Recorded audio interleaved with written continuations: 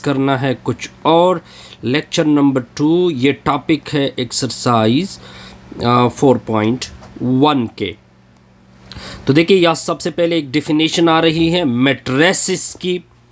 देखिए मैट्रिसेस एक rectangular array है। रेक्टेंगुलर एरे का मतलब ये ब्रैकेट में लेता हूँ, ठीक होगा, पेयर में है, तो इस वजह से इसके अंदर हम क्या रख देते हैं, नंबर को रख देते हैं, तो इसको क्या बोलते हैं, मैट्रिसेस बोलते हैं। देखते जाइए। अब अगर आप देखें ये एक मैट्रिक्स हो सकता है क्योंकि मैंने इसको एरे में बंद किया और अंदर क्या रखे हैं, नंबर। ये भी एक मैट्रिसेस है क्योंकि मैंने एरे रखा और इसके अंदर क्या रखे, नंबर रखे। तो मैट्रिसेस इसी को कहते हैं। देखिए ये जो मैट्रिसेस है इसको कैपिटल लेटर से रिप्रेजेंट किया जाता है। मैट्रिसेस को किससे रिप्रेजेंट किया जाता है, कैपिटल लेटर से। तो देखते जाए आगे क्या होगा सर। आगे इस तरह होगा कि हम इसकी हिस्ट्री को डिफाइन करेंगे। इसकी हिस्ट्री कुछ इस तरह से है कि ये जो मैट्रिक्स वर्ड है इसको इंग्लिश मैथमेटिशियन जेम्स सिल्वेस्टर ने इसको फर्स्टली इंट्रोड्यूस किया है। ये हिस्ट्री आपके एमसीक्यूज के लिए आपने क्विक इसको रिव्यू करना है। फिर आर्थर कीली ने मैट्रिसेस की थ्योरी को डिस्कस किया, फॉर एग्जांपल इसके ऑपरेशन डिस्कस किए वगैरह वगैरह, और साथ साथ इसकी लीनियर ट्रांसफॉर्मेशन भी कि matrix is a role of linear transformation भी हो सकता है।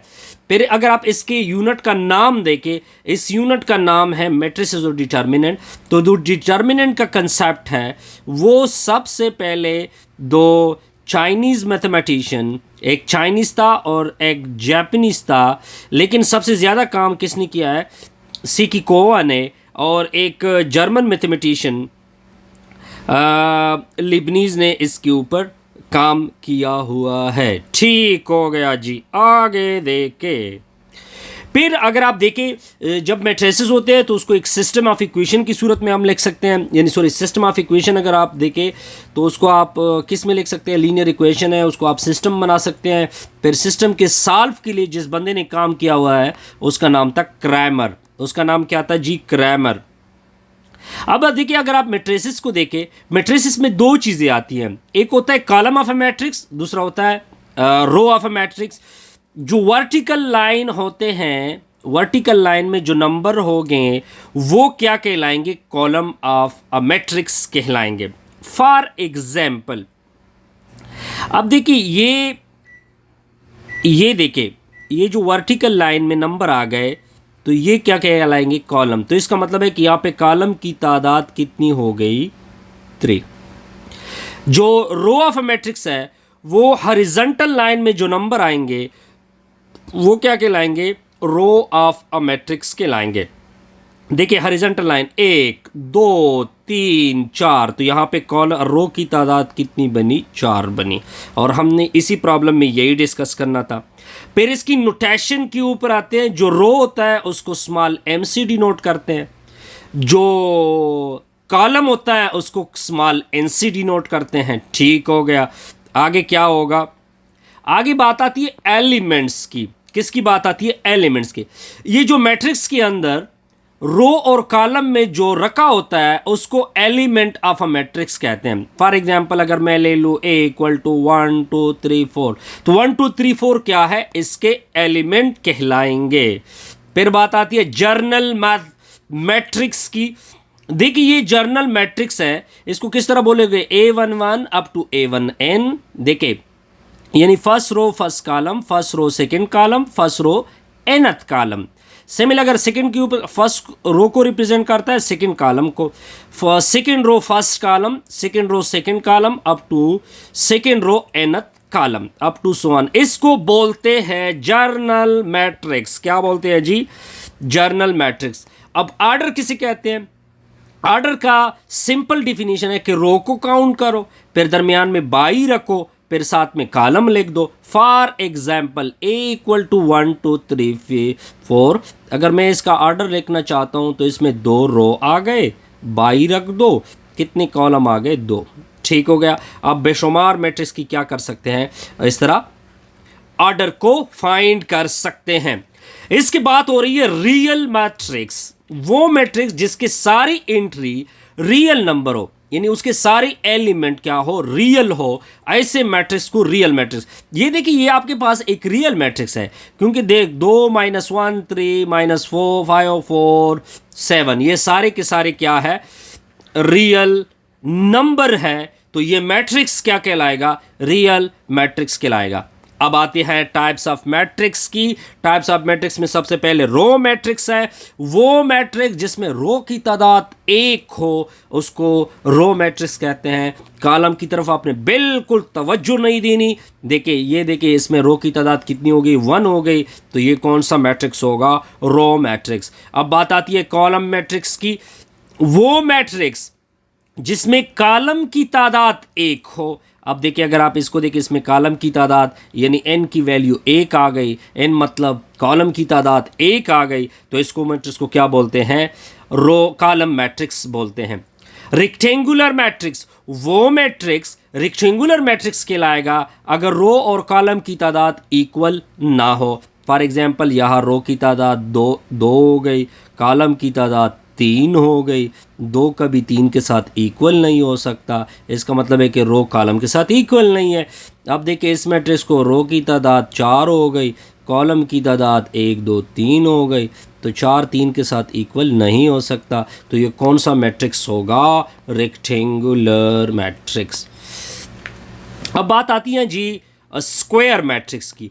वो मैट्रिक्स जिसमें रो और कॉलम की तादाद इक्वल हो जाए, इसको क्या बोलते हैं, स्क्वायर मैट्रिक्स बोलते हैं। ये अगर मैं एक से एग्जांपल को देखूं, रो की तादाद 1 है, कॉलम की तादाद भी 1 है, m = n आ गया, तो ये स्क्वायर मैट्रिक्स। रो की तादाद 2 हो गई, कॉलम की तादाद भी 2 हो गई, तो m = n आ गया, स्क्वायर मैट्रिक्स बना। 1 2 3, m की तादाद 3 हो गई, 1 2 3, n की तादाद भी 3 हो गई, m = n आ गया। तो ऐसे मैट्रिक्स को क्या बोलते हैं, स्क्वायर मैट्रिक्स बोलते हैं। अब हम पहले प्रिंसिपल डायगोनल डिफाइन करेंगे, फिर कुछ और मैट्रिक्स डिफाइन करेंगे। प्रिंसिपल डायगोनल क्या होता है, फॉर एग्जांपल आपने एक स्क्वायर मैट्रिक्स लिया, ये मैंने स्क्वायर मैट्रिक्स लिया, लेकिन इसकी आर्डर को मैंने जी काउंट किया हुआ है कि इसकी आर्डर n है। सपोज कर ले कि इसकी आर्डर क्या है, n है। तो जो यानी A11 A22 A33 जो रो और कॉलम इक्वल आ रहे हैं ना, ऐसे मैट्रिक्स को क्या बोलते हैं, सॉरी ऐसे एलिमेंट को क्या बोलते हैं, प्रिंसिपल डायगोनल कहते हैं। और इसके अलावा जो होंगे वो क्या कहलाएंगे, सेकेंडरी डायगोनल कहलाएंगे। देखिए A11 A22 A33 A44 ये प्रिंसिपल डायगोनल होते हैं, और बकाया जो नेक्स्ट आएंगे वो क्या कहेंगे, सेकेंडरी डायगोनल आएंगे। इसको क्या बोलेंगे, सेकेंडरी डायगोनल। इसके बाद आती है डायगोनल मैट्रिक्स की। देखिए डायगोनल मैट्रिक्स फॉर एग्जांपल आपने एक स्क्वायर मैट्रिक्स लिया गोट, जिसकी आर्डर क्या है, n है। अगर आप इस तरह कर दे कि इसकी जो सेकेंडरी डायगोनल है, सेकेंडरी डायगोनल इस तरह रिप्रेजेंट किए जाते हैं मैथमेटिकली, ठीक हो गया। ये दोनों किसको रिप्रेजेंट करते हैं, सेकेंडरी डायगोनल को। अगर उसकी सेकेंडरी डायगोनल 0 हो जाए, देख सकते हैं आप सेकेंडरी डायगोनल ये एलिमेंट आ गए, ये सारे के सारे क्या आ रहे हैं, 0 आ रहे हैं। और जो डायगोनल होंगे वो क्या हो, वो 0 ना हो, सारे 0 ना हो, कुछ हो सकते हैं लेकिन सारे 0 ना हो। देखिए इसके डायगोनल को अगर आप देखें, सारे 0 नहीं है, यानी तो ये कौन सी होंगी, डायगोनल इसके इक्वल भी नहीं, यानी सारे 0 भी नहीं है, कुछ हो सकते हैं, लेकिन जो नॉन डायगोनल यानी सेकेंडरी डायगोनल है वो क्या आ रहा है, सारे 0 आ रहा है। देख सकते हैं आप, देखिए इसकी सेकेंडरी को देखें, सेकेंडरी डायगोनल को देखें, सेकेंडरी डायगोनल सारे 0 आ रहे हैं, सेकेंडरी डायगोनल सारे 0 आ रहा है। और जो जो डायगोनल एलिमेंट है, मैं डायगोनल के लिए अलग ब्रैकेट यूज़ कर रहा हूँ, 0 1 2, ये क्या है, नॉट इक्वल टू 0 है। तो ऐसे मैट्रिक्स को क्या बोलते हैं, डायगोनल मैट्रिक्स बोलते हैं। अब बात आती है स्केलर मैट्रिक्स की। देखिए आपने एक स्क्वायर मैट्रिक्स लिया, चलो जी ले लिया। अब देखिए इसकी आर्डर क्या हो गई, n हो गई, चलो जी n हो गई। अगर उसकी डायगोनल जो प्रिंसिपल डायगोनल है वो सारे इक्वल हो, देख सकते हैं प्रिंसिपल डायगोनल इक्वल है, और जो नॉन डायगोनल सेकेंडरी डायगोनल है वो सारे क्या हो गए, देखिए यहाँ पे 0, यहाँ पे 0। प्रिंसिपल डायगोनल इसके 1 है, यानी सारे इक्वल है, प्रिंसिपल डायगोनल देख सकते हैं, प्रिंसिपल डायगोनल सारे इक्वल हो गए।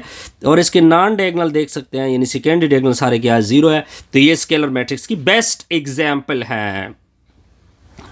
आप देख सकते हैं इसकी सेकेंडरी को देखें सारे जीरो आ गए, इसके सेकेंडरी को देखें सारे जीरो आ गए। अगर आप इसके प्रिंसिपल डायगोनल को देखें वो क्या है, इक्वल है। ऐसे मैट्रिक्स को क्या बोलते हैं, स्केलर मैट्रिक्स बोलते हैं।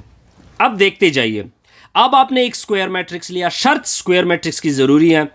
जो नॉन डायगोनल यानी सेकेंडरी डायगोनल है वो सारे जीरो होने चाहिए। वो देखिए वो सारे जा रहे क्या आ रहे, देख सकते हैं सारे क्या आ रहे, जीरो आ रहे, सारे क्या आ रहे, जीरो आ रहा है, ठीक है। और जो प्रिंसिपल डायगोनल है वो सारे इक्वल होने चाहिए। इक्वल में क्या होना चाहिए, वन होना चाहिए। देखिए इसकी प्रिंसिपल डायगोनल सारे इक्वल हो गए और इक्वल में साथ साथ वन भी है, तो ये कौन सा होगा, यूनिट मैट्रिक्स। और इसी यूनिट मैट्रिक्स को आइडेंटिटी मैट्रिक्स भी बोलते हैं। नल मैट्रिक्स वो मैट्रिक्स जिसके सारे एंट्रियां क्या हो, जीरो हो। देखिए सारे एंट्रियां जीरो, सारे एंट्रियां जीरो, सारे एंट्रियां जीरो, तो ऐसे मैट्रिक्स को क्या बोलते हैं, नल मैट्रिक्स। इसके अलावा इसको जीरो मैट्रिक्स भी बोल सकते हैं। और इसकी नोटेशन जो होती हैं वो नॉर्मली हम नोट के तौर पर मैं रख रहा हूँ, कैपिटल ओ से डिनोट की जाती हैं। इसके अलावा इसको जीरो मैट्रिक्स भी बोलते हैं, नल मैट्रिक्स भी बोल सकते हैं। अच्छा जी, अब आते हैं इक्वल मैट्रिक्स। देखिए अब आपने दो मैट्रिक्स लिए, एक मैट्रिक्स ए लिया, एक मैट्रिक्स बी लिया, ये आपस में इक्वल होंगे अगर ये दो कंडीशन सेटिस्फाइड होंगे।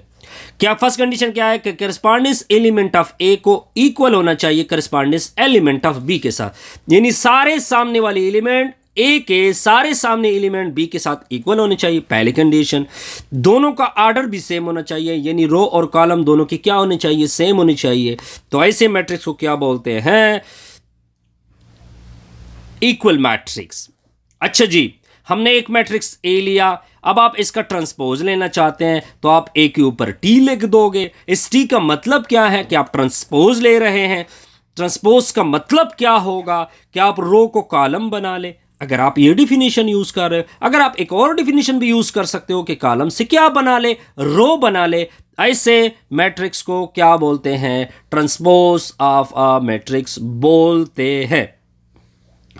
अब देख लीजिए सॉल्यूशन बड़ी सिंपल सी है। इसकी सॉल्यूशन क्या है, कहते हैं कि इसका ट्रांसपोज ले ले तो बी के ऊपर टी ले, दूसरी साइड पे भी B11, B12, B13, B14, B21, B22, B23, B24, B31, B32, B33, B34 क्या ले रहे, ट्रांसपोज टी रख दिया।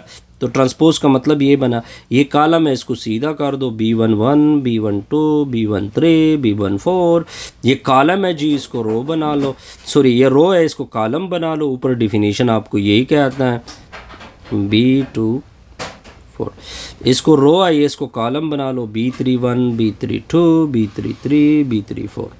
इसको क्या बोलते हैं, ट्रांसपोज ऑफ अ मैट्रिक्स। इससे हमारी ये वीडियो कंप्लीट।